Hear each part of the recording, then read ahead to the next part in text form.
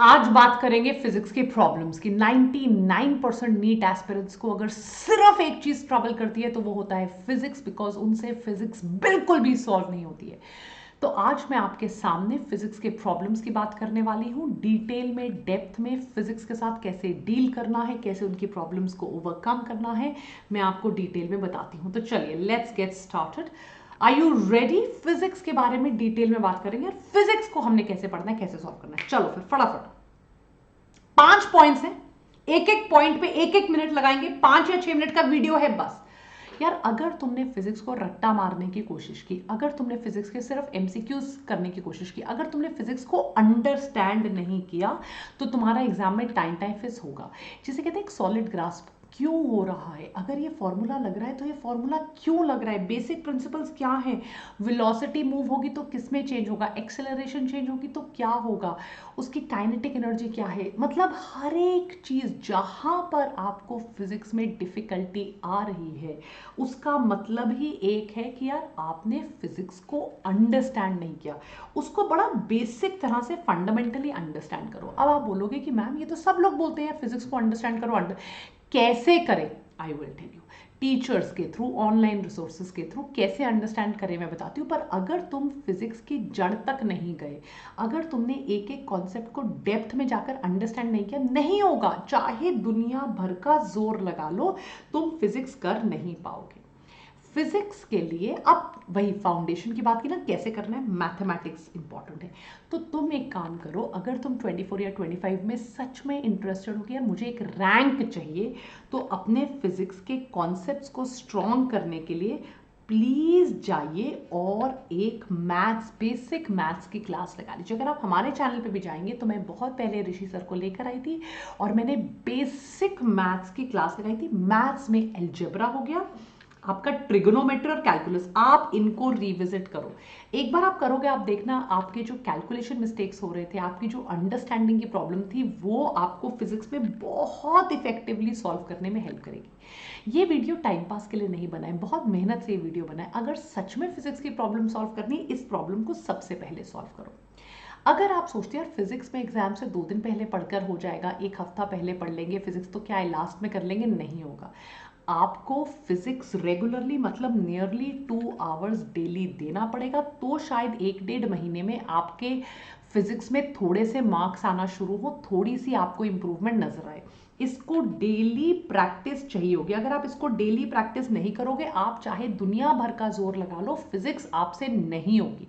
अगर आपने सिर्फ पीवाई क्यूज के ही डेली प्रैक्टिस कर लिया, उसी को एज टेस्ट दे रहे हो, उसी को बार बार कर रहे हो, मैं तो कहती हूँ पिछले 10 साल के पीवाई क्यूज को आप 10 बार कर लो। इतनी प्रैक्टिस की हो तब आपको चीजें फेमिलियर लगने लगेंगी, तब आपको क्वेश्चन समझ में आने लगेंगे। अगर आपने इतना नहीं किया तो आप चाहे जो मर्जी कर लो, आपसे फिजिक्स के क्वेश्चन सॉल्व नहीं होंगे।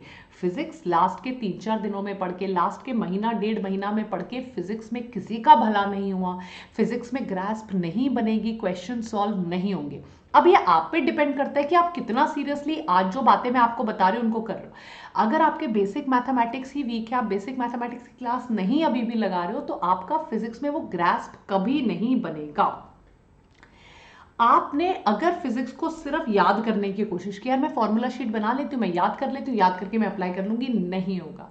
जब तक आप उसका बेसिक अंडरस्टैंड, अंडरलाइन कॉन्सेप्ट नहीं करोगे, वो आपको अप्लाई करना नहीं आएगा, वो जब तक आपकी समझ में नहीं आएगा। अब आपका क्वेश्चन हो सकता है कि मैम इन बेसिक चीजों को मैं कैसे समझूं, तो आपका आंसर है कॉन्सेप्ट्स को विजुअलाइज करके। आज अगर आईटी का जमाना है, इंफॉर्मेशन टेक्नोलॉजी का जमाना है, इंटरनेट का जमाना है, तो आज तो आपको चीजों को विजुअलाइज करना चाहिए, आपको रियल लाइफ एग्जांपल्स के ऊपर डिपेंड करना चाहिए। तो आपको क्या करना है, बहुत ज्यादा सिंपल है। जाइए, जो चीज आपको समझ में नहीं आ रही, गूगल पे, यूट्यूब पे उसकी विजुअलाइजेशन डाल दीजिए। एक बार आपने उसको विजुअलाइज कर दिया, विजुअल रिसोर्सेज आपके यूट्यूब पे भर भर के हैं।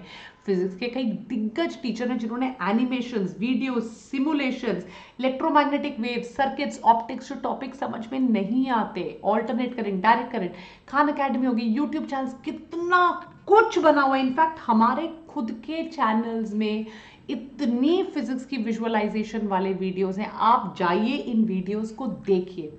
और फिर आप देखो कि कैसे आप जब एक चीज को विजुअलाइज करते हो तो वो आपको कितनी डेप्थ में समझ में आती है।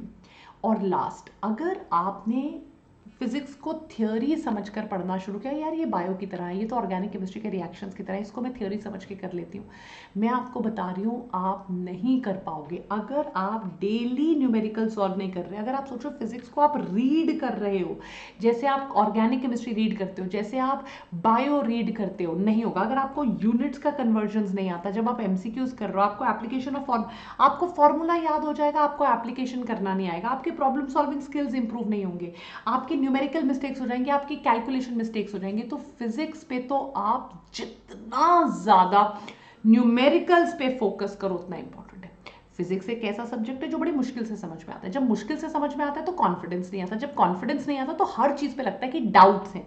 अगर आप अपने हेसिटेशन नहीं हटाओगे कि यार शर्म का क्या लेना देना, चल किसी को लगता है मैं बेवकूफ़ हूँ, मुझसे नहीं सॉल्व हो रहा, सोचता रहे वो आदमी कि मैं बेवकूफ़ हूँ, मुझसे नहीं सॉल्व हो रहा। अगर आपने कोई टेलीग्राम पे ग्रुप ज्वाइन किया टीचर्स के साथ चैनल पे, अगर आप उनसे बार बार बार बार अपने डाउट्स क्लियर नहीं करवाओगे तो एग्जैक्टली सेम डाउट्स आपके एग्जाम में आ जाएंगे और आपकी पढ़ाई को टोटली बर्बाद कर देंगे। लिटरली आपकी पढ़ाई बर्बाद हो जाएगी। सो प्लीज अपने डाउट्स को क्लैरिफाई करो, हर एक चीज जो पढ़ी है उसको रिवाइज करते चलो, नोट्स बनाओ, फ्लैश कार्ड्स बनाओ, कॉन्सेप्ट मैप्स बनाओ, रोज अपनी फॉर्मूला शीट्स और एमसीक्यूज को सॉल्व करते जाओ, पीरियोडिकली उनको रिवाइज करते जाओ, और फिर देखो कैसे विद इन 2-3 मंथ्स आपकी फिजिक्स भी आपको मार्क्स दिलाना शुरू करेगी और आपका कॉन्फिडेंस लेवल बहुत बढ़ेगा।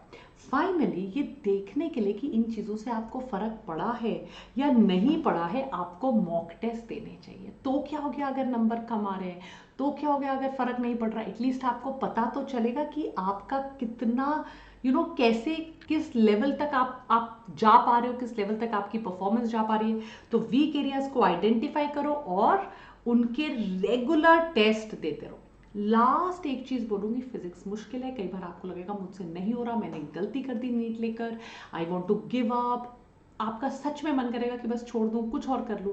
एट दैट टाइम कंसिस्टेंटली अपने गोल की तरफ बढ़ते रहिए। फिजिक्स का जो चैलेंज है वो आपको गिव अप करने पे मजबूर कर देगा, आपको एक पॉजिटिव माइंडसेट करना पड़ेगा। अगर आप नेगेटिव मार्क्स ना भी करो और फिजिक्स में अबव एवरेज स्कोर करो और बायो केमिस्ट्री में बहुत मीटर खींच दो तो भी आपका सिलेक्शन हो जाएगा। I really wish you all the very best. कोई प्रॉब्लम है आ जाइए बायोटॉनिक के पीसीबी टेलीग्राम ग्रुप पे और हमारे साथ कनेक्ट कर लीजिए। Take care. ये हमारा ग्रुप है, यहाँ पे हम daily DPPs, papers, test, assignment सब शेयर करते हैं। Don't forget to like and subscribe. Lots of love. God bless you. Bye bye बच्चों, God bless you and don't forget to like and subscribe. Bye.